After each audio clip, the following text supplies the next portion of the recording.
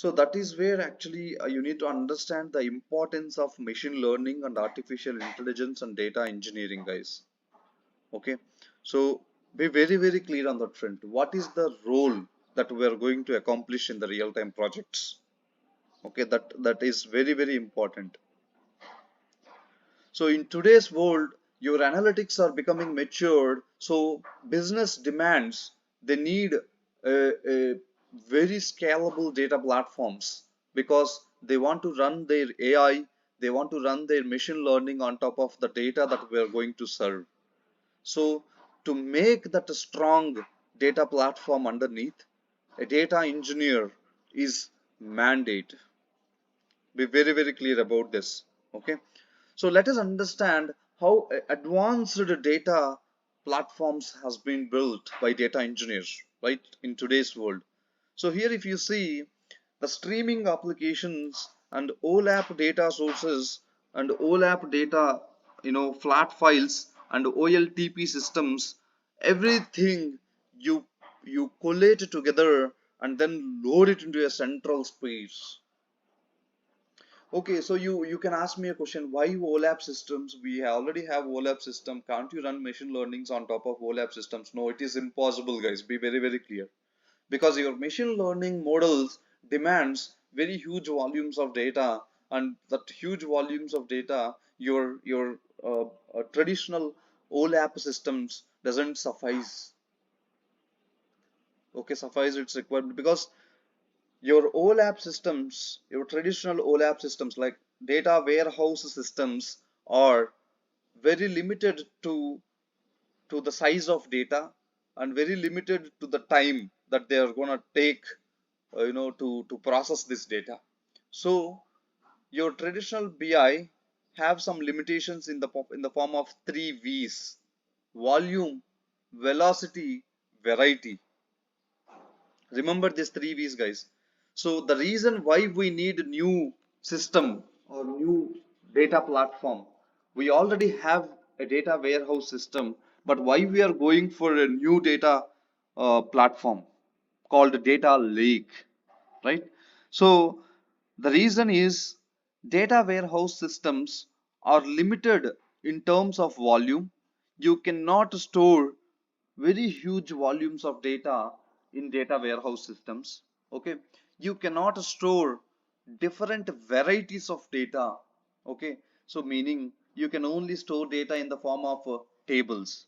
But in today's world, remember guys, we are getting photos, messages, images, different types of data. As far as data is concerned, we have three different types of data. One is structured, semi-structured, unstructured. But your data warehouse system, wherein it has to follow the DBMS principles, right? So it has to store the data in the form of tables only. But wherein your data lake systems, you can store anything. Okay, so that is one limitation your data warehouse systems have, right? So it cannot store images, PDFs, right? Or unstructured data. Okay, it has to have particular schema, then only it will store. But your data that is coming in today's generation is purely unstructured, right?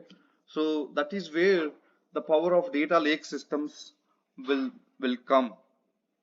Okay, similarly for data lake, the sources may vary. Okay, you can dump data from OLAP sources, also you can dump data from OLTP sources, you can dump data from flat files, you can ingest data from streaming applications directly to the data lake system, right? So data lake is a central platform wherein you can store different types of data and process and load it to a place, and from there your traditional BI analytics will run, and data science analytics will run, and business applications also will run. Okay, so the thing that you need to understand is the difference between data lake and data warehouse.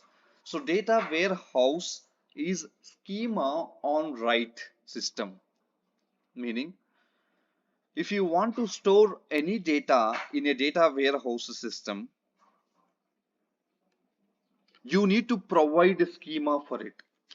You need to provide a schema for it. Let us say I want to load an employee file into my Oracle data warehouse. Okay.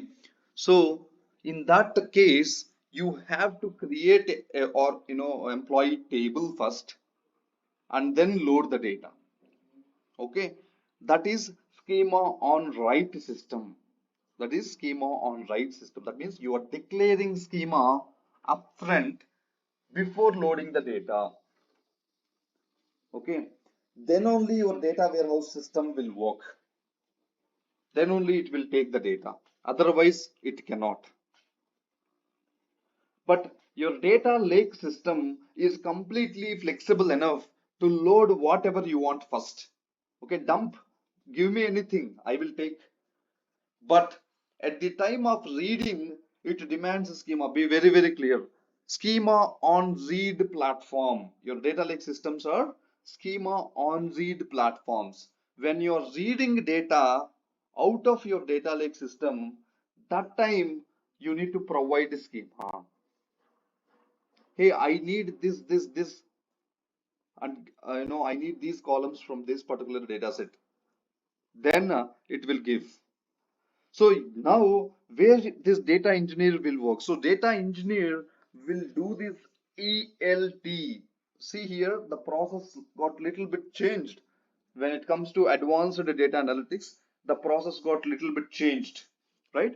Extract first from the different source systems, load it to the data lake system. That's the second step, and then process it, transform it, derive the information, and then store it in some place in by applying proper schema to it. Okay, so now understand the process, guys. So your data lake system will have the entire data, meaning the raw data. Along with the raw data, you process the raw data and then load it into a processed layer. So you have raw data as well as processed data in the data lake system. So you need to understand these key pointers. Okay. So what is the difference between data warehouse and data lake? Okay. So and here the process also extract, load, transform. Your as a data engineer, our responsibility is to build these pipelines. Okay, extract from different source systems, load it into a data lake system. This is step one. We have to develop based on the technology that we know. We have to develop the pipeline. We call it as data pipeline. Okay, so we have to develop a pipeline which will allow the data to flow from sources to data lake system. Okay, now when we deploy these pipelines in the production environment, these pipelines will continuously go and take the data from different sources and then load them into data lake system. Now step one is done. Now step two, read the raw data that got ingested to data lake system and process it. Okay, apply the logics, apply the business logics. Okay, now you have the raw data with you. Okay, now business or data scientist or machine learning engineer will give you requirements. Hey, I need these aggregations to be done. I need these attributes to be derived. Okay, I want to clean the data based on a particular conditions. So your business analyst or data machine learning engineer or data scientist or artificial intelligence engineer will ask you, hey, or will give you requirements in the form of a document as such. We have to apply all those logics on top of the raw data, and then after applying the logics, we'll get the processed data. That processed data, we load it into a place inside the data lake system. Okay, inside the data lake system. This thing you need to understand, guys. This is the complete architecture, right? So this is the process that we'll do. Okay, you go to any company, you go to any kind of business, if they are implementing advanced data analytics, and this is the process that they will follow. Okay, so now this Hadoop, Spark, Kafka, Cassandra, so these are all the data lake based technologies. Okay, so now they also became old, right? So now Hadoop, big data, Hadoop, Spark, Kafka, Cassandra, all these things, they became old now. So people are coming out of Hadoop platforms. Why? Because of the cost, right? So now people are interested towards the cloud platforms. That's where our, cloud comes in. So they need to reduce their cost. They need to reduce their maintenance cost, right? Administrative costs. So everything is related to cost, right? When we buy a server, it's a cost to the business. So, but if you want to maintain this data lake, it is very costly for end users.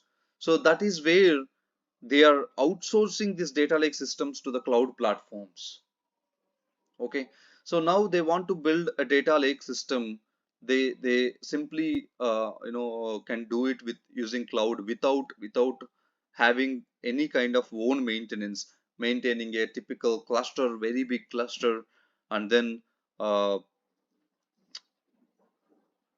preparing a support team, and then updating, upgrading all the servers, machines, right? Increasing the resources of that cluster. Everything is costly, right? So, but if you take cloud, so you deploy your pipeline, you store your data, pay for the compute separately, pay for storage separately. So depending on your usage, when you use, you pay. If you're not using, don't pay. So that's what the cloud policy is. So to reduce the costs for these data lake systems, now the projects are moving towards the cloud platforms. Okay, so this is something that you need to understand. Okay, so advanced analytics along with the cloud computing is the next generation uh, data engineering. So we have to adopt it. Okay, so that's where we're traveling also, right? So this is just to give you, to brief you out layer on what is the role of a data engineer, right?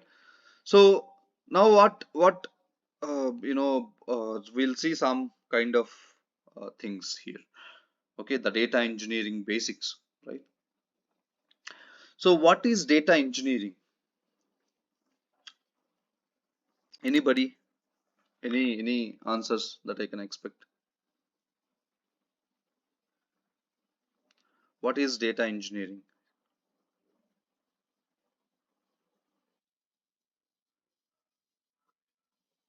Hmm.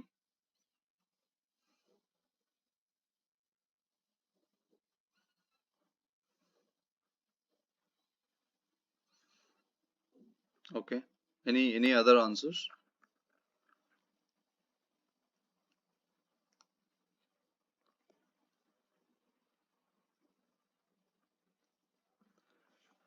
Any other answers, guys? Okay, I'll ask the same question tomorrow. Try to explore, and I need the best answer for this. Okay. So what is data engineering? So I'll ask the same question tomorrow. So try to go and explore, understand, and explain. So the best, I need the best answer for this question. Okay. So now let us understand difference between data engineer, data scientist, and data analyst. Right. So data analyst is completely reporting based role, wherein the data that we provide, they'll just visualize, uh, apply some presentation skills, and then apply some reporting tools like Power BI, Tableau, these kind of tools, and then they will try to visualize. They'll try to showcase the data that we present, okay, that we give, right? And data scientist is the one who will build the models and apply the business domain based prediction on top of data. So data scientist will run artificial intelligence or machine learning models on top of the data that we are going to serve. Okay. Data analyst is someone who will visualize or who will provide the visualization requirements to our data. Okay. So technologies that we use in typical data engineering. So if you see that, previous generation, so they'll be using ETL tools. Okay, so they'll be using ETL tools in the previous generation. You may be hearing ETL tools like Informatica, Data Stage, AB Initio. So these are all different ETL tools previously people used to use to build data warehouse platforms. Okay, so now that tools are more outdated. When we got this advanced data analytics systems, that tools are completely outdated, and now our data engineering stack completely related to big data. Okay, which is Hadoop, Spark. So Spark is ruling the data engineering world now. So Hadoop and Spark, Kafka, Cassandra, HBase.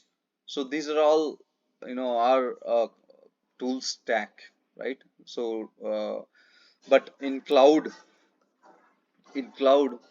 so we have a different tech stack depending on the cloud platform. Okay, we'll discuss about that. But before going to that, so you need to understand what is data engineering and what are the roles and responsibilities of a data engineer.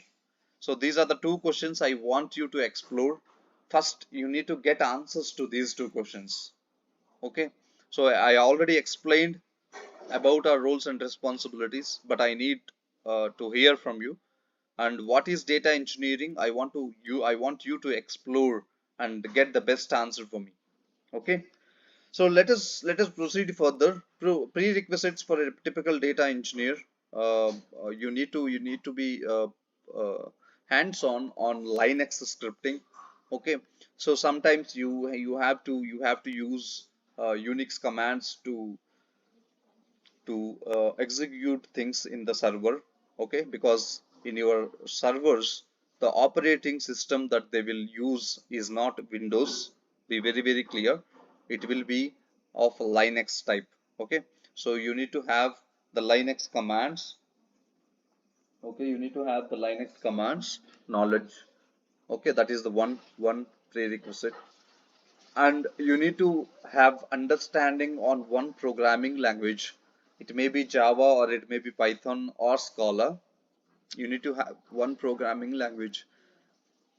Okay, so if you know one programming language, then you can easily switch to other programming languages also. Okay, and similarly the core important prerequisite for data engineering is a SQL.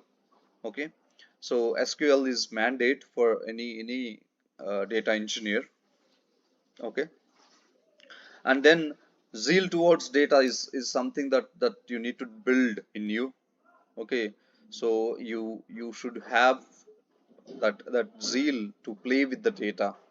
Okay, give me files or give me this data, I'll derive something out of it. So that kind of a zeal you need to have. Take your real-time data also, or apps data or whatever you're doing in your day to day, right? So you need to have that zeal towards applying analytics on top of the data, right? It may be small data set also. Okay, so you're buying uh, groceries from the market.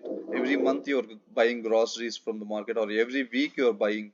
Okay, you have that data stored somewhere. Okay, so you can analyze the trend. Okay, so from past few weeks, so these are all the new items that I am buying. Unnecessarily I'm buying few items. Okay, so the price for my weekly expenses are getting increased, week by week. So what I need to do, so this kind of analytics you should be doing, right? So that kind of interest you need to build in you. Otherwise it is not possible. Though you know SQL, though you know programming language, if you don't have that kind of curiosity to apply analytics on top of the data, it is difficult to your brain to think in that side. Okay, so try to build that. Okay, so when you have some data points, try to think, okay, so what I can do with these data points. Okay, so now I have few bills with me. Okay, DMart bills or some bills with me. So this is one of the very interesting interview question that I got in Microsoft. So he asked me in such a way that, hey Venkat, you you have 1 year worth DMart bills that you purchased. Okay, so tell me how you can utilize these DMart bills in the coming year, right? So this is one of the interesting interview question that I faced in Microsoft. So you think once, guys. So what if you have 1 year worth DMart bills? What you can do, right? So what you can do? So you will do a lot, guys. So because you can if you apply the the thinking process on top of your at least bills, you will see lot many things, and end of the day, which will reduce your expenses in the coming year. So that kind of zeal that you need to build in you. Okay, so small things. That's it. So it's not mandate that you need to do all these things, but yeah. So you need to have that thinking process in your mind. Is what I mean. Okay, fine. So this is not needed for us. This slide is for my previous batch. I actually taken 1 week of fast track program for Python and SQL because they are all previously experienced people. But for us, it is different. We spent almost a month in Python. Okay, now we are starting SQL. I'll take 1 week or a couple of weeks for SQL. Then I'll jump into Google Cloud Platform. Okay. So any questions till now? Any questions about this advanced data lake systems, or any questions on our course curriculum? Yeah.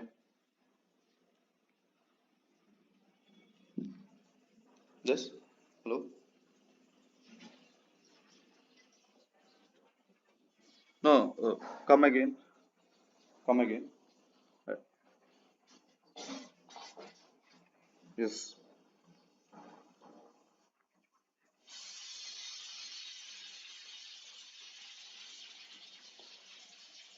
That is what. If you are building a traditional data warehouse platform, if you are building a traditional data warehouse platform, ETL is always preferable.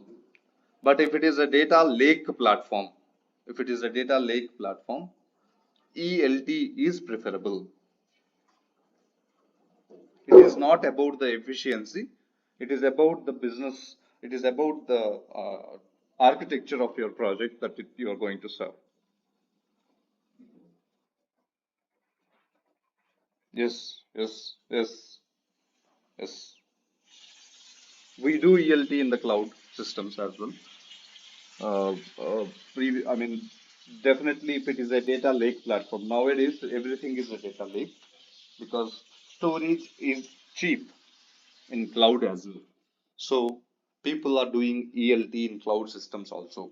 So first we do data ingestion to cloud, then we process the data inside the cloud itself, then we load the data to the cloud itself.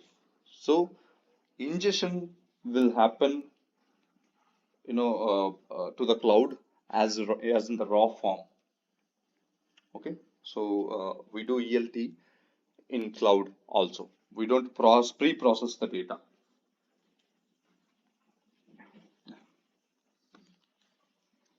Any other questions?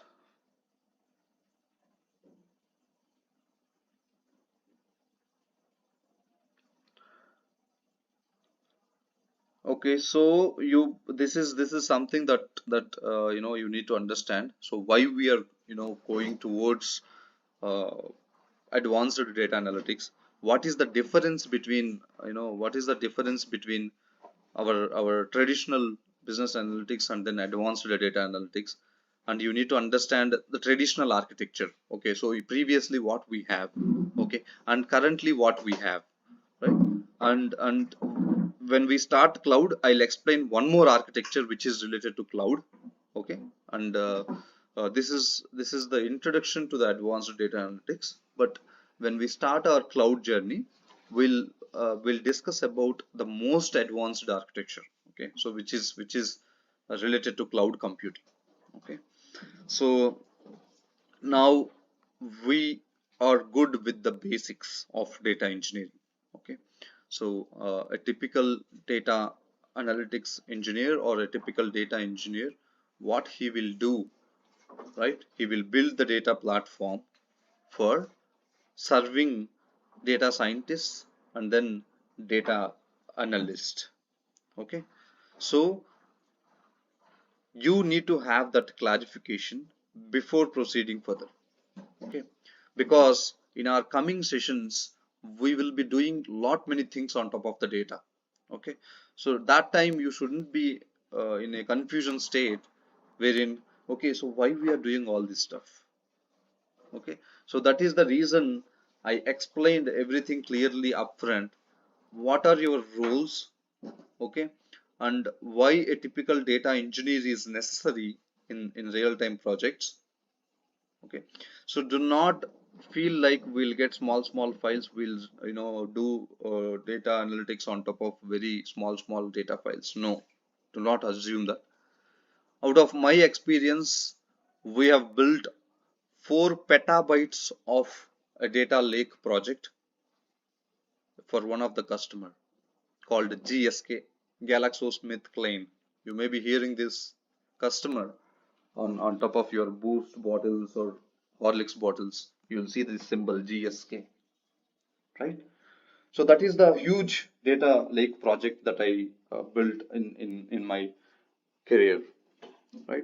So assume, guys, 4 petabytes of data, and this 4 petabytes of data maintained, stored, managed, and processed, visualized, right? How these things are happening.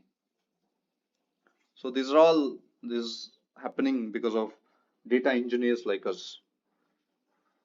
Okay, so get that motivation. So try to come up with some kind of analytics thinking. So from tomorrow we are jumping into our SQL programming. Okay, structured query language, the one and only language which is used to communicate with the database systems. Okay, so from tomorrow we'll start that SQL part.